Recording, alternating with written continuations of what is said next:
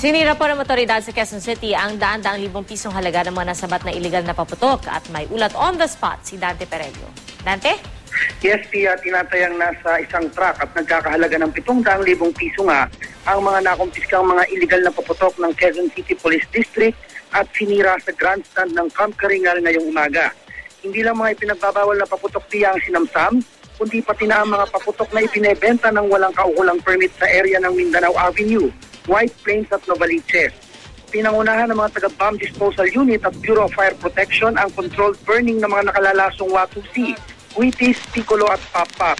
Gayon din ang mga malalakas na mga paputok na Judas Bell, 5 Star, Bawang, Kabase at Plapla, maging yung sawa para di na ito pakinabangan pa.